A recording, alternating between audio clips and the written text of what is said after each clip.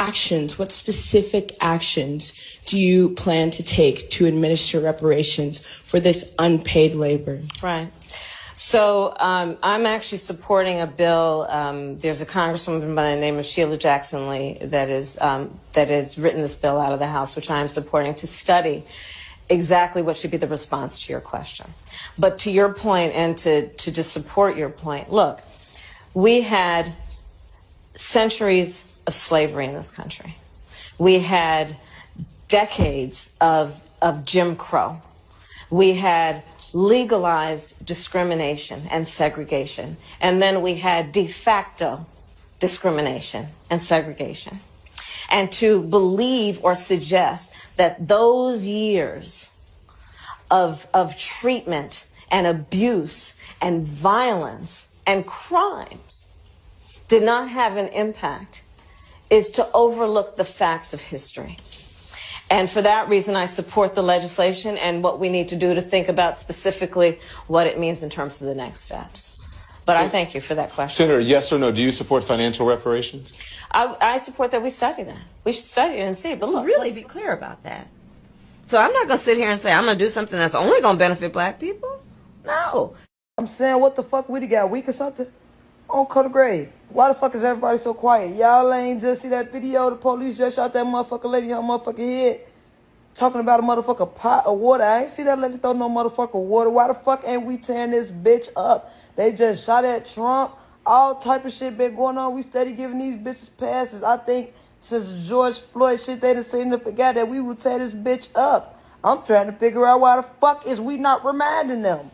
Truth about election year. Our last election year, I didn't have a platform, but now I do, and I cannot let this shit happen again. Please do not come on these apps trying to force people to vote, cutting your friends off and cutting people off for not voting or voting for the wrong president, causing all this division in your real life over something that doesn't even fucking matter. I actually still think that we have power over who becomes president. I still don't know that this shit has been picked and planned before we was even born. You have to understand that this world is a stage. Everything is a fucking puppet show. I'll keep investing y'all energy into this shit. If and cook up way more tragic stories, way more police shootings, so much bullshit on the media to keep you distracted. That's why I'm telling you to detach from all this shit, because you will be hurt in the end. I tell y'all all the time to only focus on what you can control. God rest this lady's soul, and my heart goes out to her family. But I did not look into this story not one bit, because I knew it can't do nothing for me but make me sad. It's unfortunate as hell, but we can't do nothing about what happens in this world. We try protesting, we try strikes, we try vandalism. Nothing works. Instead of feeding into everything you see, how about you detach from it and focus on your real life? You will be way more happier. You will be way more at peace. Because on the media is always going to be some bullshit, especially this year. Anything I want you to take from this video is to detach. Do not feed into this election or any stories that you see. Or you can disregard everything I'm saying, and you can. And let's just see how much that helps you. I love y'all. The United States has conducted an operation that killed Osama bin Laden. Abu Bakr al-Baghdadi is dead. The United States launched a targeted operation against that compound. They did a lot of shooting, and they did a lot of blasting, even not going through the front door. You know, you think you go through the door. If you're a normal person, you say, knock, knock, may I come in? After a firefight, they killed Osama bin Laden and took custody of his body. He died like a dog. But his death does not mark the end of our effort. A beautiful dog. A talented dog. We give thanks for the men who carried out this operation. And I don't get any credit for this, but that's okay. I never do. But here we are. May God bless you, and may God bless the United States of America. And I'm writing a book. I think I wrote 12 books. All did very well. Finally, someone said it. We got into the habit of buying junk fast foods that have no actual food in them. We buy gallons of poisonous household cleaners when one degradable soft soap will do. We are poisoning our homes and wasting our hard-earned money for no good reason. Why? Because the advertising industry tells us to. They just want you to buy stuff. For example, if a company pollutes the environment or uses bad business practices, if you don't buy their stuff, they will change. If you don't want food with chemicals or GMOs in it, then don't buy it. The minute we start taking responsibility and spending our money wisely, every politician, every corporation, and leader around the world is going to know that we have woken up. actually should talk to yourself. You talk to yourself, you're building a relationship with yourself. I'm not talking about saying things like, oh, hey, Real, what are you eating today? Oh, I'm eating. No, bro. I'm talking about saying your thoughts out loud, speaking to yourself. That will strengthen the connection with yourself. Start saying affirmations. Say how much you love yourself. I love how much I do this. I love how much I do that. I'm so cold at this, bro. I'm the best at everything. Actually believe it and repeat it to yourself day in and day out. That does is it strengthens that belief. It makes you believe it more. When you believe it more, you start moving like it. You start manifesting it. The problem that most of us has is that we're always thinking about our insecurities and always giving that power. But when you shift your mindset and only target the good things about yourself, your confidence goes through the roof. So don't be afraid to talk to yourself. It's not as weird as people make it seem, and it actually has a lot of benefits. It helps with your mental health, cognitive performance, self-confidence, organization, memory, learning, etc. We even talk to ourselves naturally. It's called thinking out loud. So continue to purposely practice this and watch how your whole life changes. Love y'all. Change your morning routine. Your life can't change if your days don't change, and your days can't change if your mornings don't change. Your morning sets the tone for the day. Whatever you do when you wake up will determine how the day will go. So instead of waking up and getting straight on your phone, wake up and then meditate. When you do that, you are opening up new pathways in your brain to experience a new life. Once you wake up doing the same things every single day, your brain will program you to keep you in that cycle. So now nothing will change and you will experience the same emotions. So from now on, meditate before you check your phone. Number 2, start cutting on sound frequencies. Sound frequencies can heal your body. It can raise your frequency. The more that you start your day listening to sound frequencies, it's the more lighter you will feel, the more happier you will feel. Scientifically raises your vibration. Got a whole playlist of them in the link in my bio if you want to check you out some for free. Number 3, take your ass for a walk. I don't care how old you is. Like after you get to a certain age, you don't see the point in walking no more. Walking is one of the best forms of meditation. It's one of the best forms of clearing your mind. No music, no being on your phone, just you and your thoughts. It also raises your frequency and give your brain new pathways for better emotions. This goes for working out, shit, even sitting on the porch, just doing something different in the morning time. Try this for 1 week and you will be a whole different person, I swear to God. Love y'all. The world is filled with way too many bright people for us to still have the problems that we have in the world. It's going to be our shame, you know what I mean, that we don't sit together and create people who invest with thought and consideration and care to solve the world's problems. If we can do all these things that we do digitally, technologically, economically, we can feed people, we can educate people through poverty. We can solve the problems of poverty. Poverty isn't even something that should exist in this world at this point because we have wealth, we have intellect, we have the ability to develop and design and create whatever we want to. The question is do we want to? That's what we have to ask ourselves. I've been away from a lot of things, for a while now, and incubating, ideas and doing what I needed to do to how do I say, to deal with the resistance that comes with making change in the world. We ask ourselves, how come these things haven't been around, or why was this thing not invented? There was a reason. There were forces that were set up to prevent, certain patterns of evolution, certain patterns of development, right? All this street hustle, right? It would have dominated it if it really had, access early on, which is why it was suppressed, which is why it was met with resistance. But we have the ability now to see the resistance, acknowledge it for what it is, and go beyond it and go past it. And I think it just takes courageous folks, who are not afraid to see the new world that's on the horizon. We actually can make spaces for everyone, but it requires that the creatives, the academics, the intellectuals, those who think with their heart, and emotional intelligent ones, all come together, in the same platform with the same kind of driving and unifying forces to see this world improve. We have the answers. We have so many of the answers. We have the technology. We have the wealth. We just have to be willing to share it. And in order for us to do that, we have to do the work in and on ourselves so that we can be conduits of change and improvement for other people. Because that's really what it's about. We have the ability. We have to be in a position where we're willing to do that for others because we're so confident in our own abilities, in our own grace, and our own blessings that we can actually pass knowledge and information on to others. But we can make a way. We just want to make sure that we retain freedom, though. and that we always retain our right to our integrity, that no amount of money or no kind of relationships compromise our ability to make decisions that aren't just money based, you know what I mean? Say that one more time. Yeah. Say that one more time. To make sure that we're in a position always to make decisions that aren't just money based, but that are moral, that are ethical, that are right.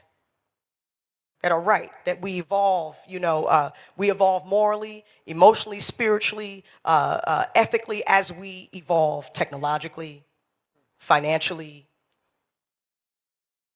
We just have to make sure that we're aligned, I wasn't even prepared to talk. I'm just hiding in the back, but a voice that's been missing for too long. Come on back, sister. Come on back. We need you. Let me talk to y'all young brothers for a second. The ones got the Extendos, the Switches, the AK-47, the Dracos. Make it make sense. So y'all mean to tell me that y'all that ignorant to want to shoot up your own neighborhood, kill each other?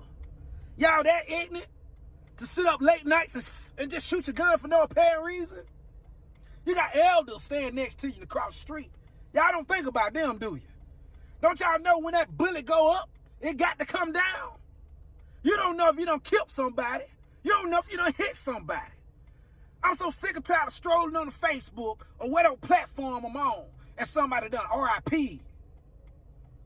And I'm so sick and tired of y'all parents want to do a GoFundMe. I'm sick of it.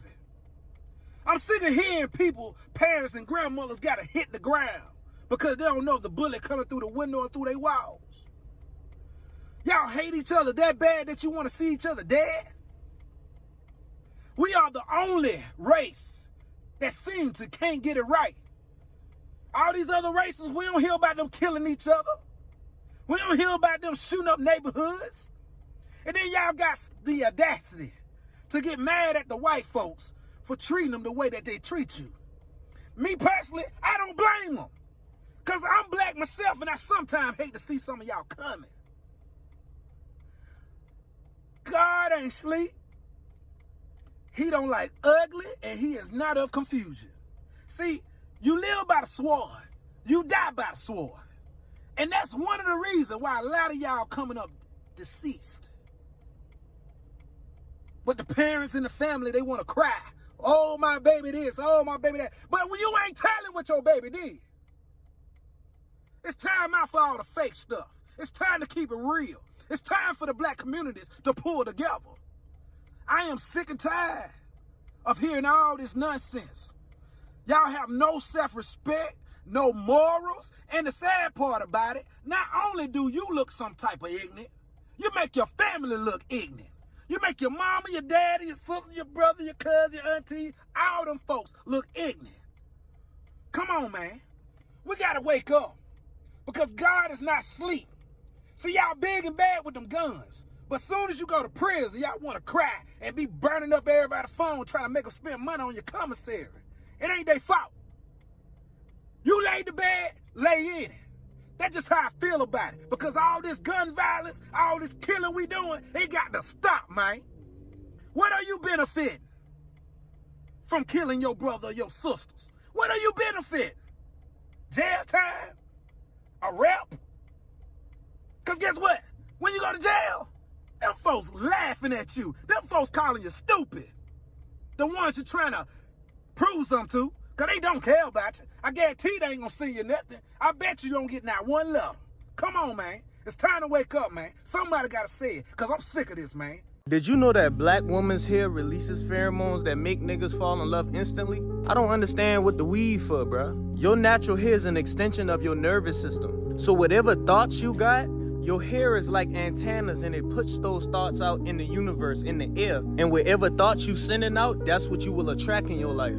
So if you don't find a man that you're looking for, it's because you can't send out frequency because you got weave blocking all your signals. Go natural, ladies, bruh, if y'all want the shit that's for you. You always gonna run into blockages if you keep blocking your frequencies in your natural hair, bruh. Go Gang, I ain't gonna lie, as we get older, why you don't have basic house manners? You think you finna come in my house with your shoes on?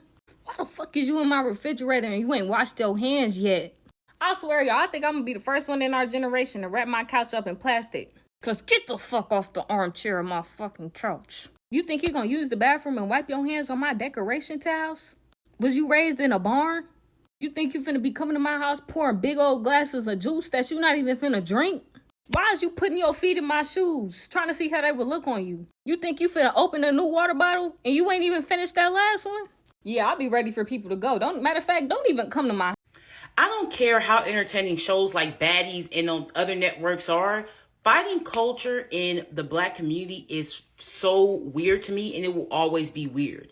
Because why do you think that these networks are promoting black women or black men, whatever, to be fighting each other all the time? But there are other things that we ain't fighting for, like racial equality, like generational wealth, like current wealth, like home ownership. Like there's so many things that we could be as a community fighting for. But yet, the only thing that I see on my timeline is us fighting each other over dumb stuff. Over because somebody ate somebody's chicken wing. Like, just stuff that makes no sense. Like, you have to start questioning why all these networks and all these shows are popping up to always showing black people fighting each other. When I can think of 10 other things what black people should be fighting for. But instead, fighting over who the biggest and the baddest makes no sense. That is forever weird to me. No other culture. I don't see no other shows promoting no other culture or no other groups of people fighting each other for little to nothing or for no reason. It's only with the black community this is a popular thing. Fight culture is this popular thing. Fight for something that's going to actually give your kids a better future. Fight for a savings account. Fight for a high yield savings account. Fight for something else. Fight for something that you will have something to show for at the end. Like, it's forever weird for me. Like, it's going to be forever weird to me. You wanna grow watermelon? Let me show you how to do it. Take the seeds and wrap them in the napkin, swear there's nothing to it. Put it in a container, wet it, seal it, let it germinate. When these watermelons grow, I cannot wait to see your face.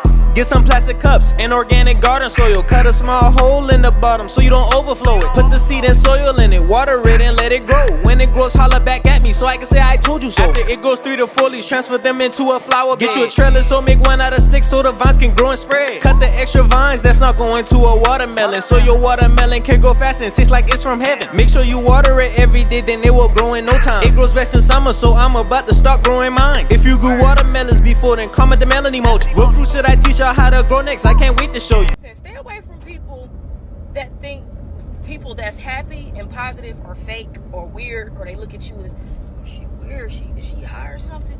No, I have good energy. Learn it. As a person who used to be miserable with my story, I can assure you that I understand what misery is, and I know that I need to stay away from people like that because they can't see happiness for themselves. I don't judge them and I'm not mad at them, but the journey that I'm on, I can't be around them. I gotta wake up, be happy, smile, be positive. It's not fake because somebody wake up and be positive. If you wake up in the morning and let your anger control you and let your feelings control you, you've already lost. You run your mind. It does not run you. So with that being said, wake up and be happy and smile, be positive. Just because you can't see happiness for yourself and you can't understand why people are happy, don't mean that they're being fake. Hashtag get here. Hashtag get there. Be happy. Stop raising the rent. Stop raising it. I swear the people who own these apartment buildings have to be the most tone deaf assholes to exist on this planet, because there's no way that they can't see that the wages aren't going up, the jobs aren't paying more. So how do you justify raising the rent when you barely want to upgrade the apartments, you don't want to do maintenance, you're nickel and diming your tenants, charging them for parking, for pet deposits, a pet rent? How are you charging an unemployed multi-poo $50 a month with no proof of income? Charging for parking in a parking garage that's intended for tenants. Who the fuck else is going to park in the garage? Why are you penalizing your tenants for having a car? I don't get it, because in actuality, the rental industry should be way more regulated, because rent should be based off of the median income in the area in which the building resides. There's no reason that somebody should have to work a full-time job and have a side gig just to pay their rent. The average income in the United States is $65,000 a year, which means a one-bedroom apartment should not cost more than $1,800. Period. That should be the standard. I'm tired of these make-believe ass prices that y'all keep coming up with, charging over $2,000 for a 600 square foot white box that you've labeled as luxury apartment living. The rule should be you cannot increase anybody's rent unless you have proof that their wages have increased and can support the rent increase that you're requesting. If not, you cannot raise it. On top of that, the rent increase needs to align with the average salary for the area that the apartment is in.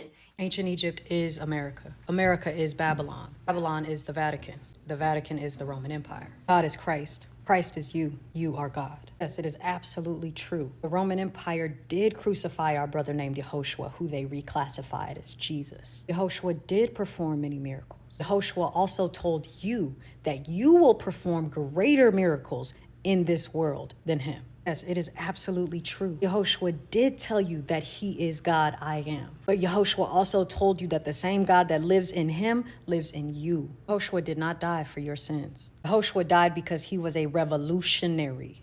Yehoshua died because he ascended to the Christ consciousness. And as a result of his awakening, he immediately went against the religious leaders and the government of his day. So they crucified him.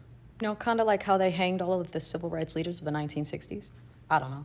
Almost makes you think that them burning crosses in our yard was a sign. We did it to your ancestors, we'll do it to you. I don't know.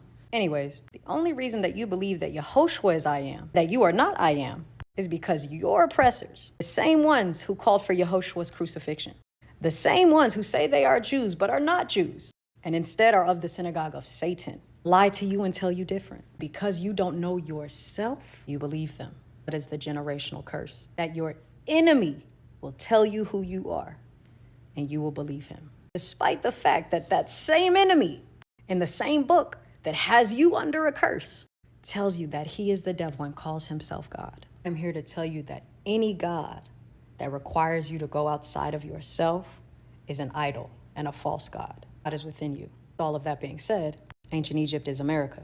America is Babylon. Babylon is fallen, and Christ is already here. Let me explain. Black people are the original Jews of the tribe of Judah. The word Jew actually derives from the word Judah. When I say black people, I want to be clear in saying that I am not referencing all melanated people. And I also want to be clear in saying that I love all of my melanated brothers and sisters. I love all of my non-melanated brothers and sisters. I'm not talking about y'all. Specifically referencing the people that the world claims don't know where they come from. It's important to remember that originally, Jew was an ethnicity, not a religion. Could look at someone and know that they are Jew in the same way that today you can look at someone and know that they are Negro. Everybody melanated is not a Negro, just like everybody melanated is not black. Negro is the indigenous American that was reclassified as Negro, and again as black, and again as African American. Those names don't belong to us. They belong to our oppressors. We know who we are, just like we know who we are not. You can put a group of Negroes in a room full of other melanated folks, and the Negroes will know exactly who is Negro and who is not, even if you and they cannot make the distinction. With all of that being said, we, the indigenous Americans, are Jews. However, all people, be they good or evil, make up the full body of Christ, Christ consciousness. Remember, even the devil comes from God. Even the fallen angels fell from heaven. The distinction, however, is that we, being the indigenous Americans who are Jews, are the soul food that nourishes the body. All of that being said, the Christ return is the tribe of Judah, remembering who they are, turning away from Babylon and back to themselves, who is God. I am so glad that Joe Biden made the right decision. But I am utterly confused right now why so many black people are on my timeline thanking him for his service. Baby, what did Joe Biden do for us? Let's be honest, okay? What did Joe Biden do for us? Us. Besides raise the price of groceries and create mass incarceration. Maybe it's too soon for me to have this conversation, but y'all know how I felt. I felt this way since 2019. So don't act surprised. What did he do for...